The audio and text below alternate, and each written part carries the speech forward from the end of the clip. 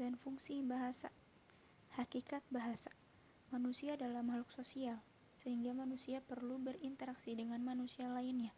Pada saat manusia membutuhkan eksistensi yang diakui, maka interaksi itu terasa semakin penting.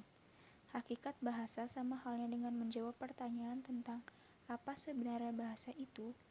Pada dasarnya, bahasa merupakan rangkaian bunyi yang melambangkan pikiran, perasaan, serta sikap. Pengertian bahasa jika dijawab melalui 3 sudut pandang yakni 1. Bahasa sebagai istilah.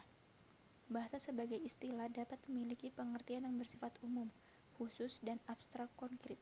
Secara umum, pengertian bahasa dalam kalimat itu memiliki pengertian yang luas karena meliputi berbagai macam bahasa, seperti bahasa Inggris, bahasa Prancis, bahasa Jepang, bahasa Indonesia, dan sebagainya. Bahasa dalam arti khusus hanya merujuk pada bahasa tertentu. Yang kedua, bahasa sebagai sistem.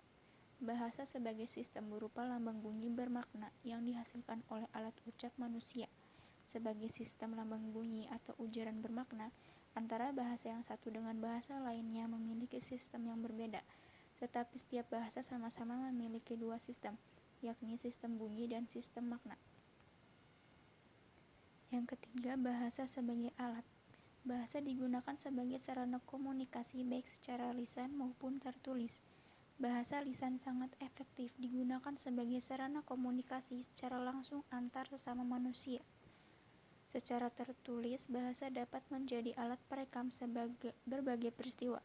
Bahasa tulis juga digunakan sebagai bahasa ilmu.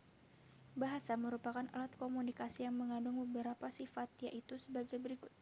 Bahasa dikatakan sifat sistematik karena memiliki pola dan kaidah yang harus ditaati agar dapat dipahami oleh pemakainya. Bahasa disebut manasuka karena unsur-unsur bahasa dipilih secara acak tanpa sadar. Bahasa disebut juga ujaran karena media yang terpenting adalah bunyi, walaupun kemudian ditemukan juga media tulisan. Fungsi bahasa. Secara umum sudah jelas bahwa fungsi bahasa adalah sebagai alat komunikasi.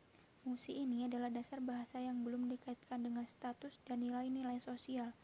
Bahasa selalu mengikuti dan mewarnai kehidupan manusia sehari-hari, baik manusia sebagai anggota suku maupun bangsa. Bahasa Indonesia sebagai bahasa nasional mempunyai fungsi khusus yang sesuai dengan kepentingan bangsa Indonesia. Fungsi itu adalah bahasa resmi kenegaraan, bahasa pengantar dalam dunia pendidikan, alat pemersatu berbagai suku di Indonesia, dan alat pengembangan kebudayaan. Bahasa Indonesia mengalami perkembangan yang sangat pesat, sehingga untuk itulah bahasa Indonesia perlu dibakukan atau distandarkan.